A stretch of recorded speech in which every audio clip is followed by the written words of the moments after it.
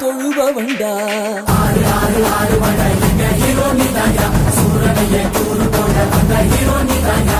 ஆறு ஆறு ஆறு வட எங்க ஹீரோ நீதாயா, சூரனையே கூறு போட வந்த ஹீரோ நீதாயா. சிவன் மகன்டா பொன் மகன் எவன்டா, ரசிப்பது ரசிப்பது ஆறு முகண்டா.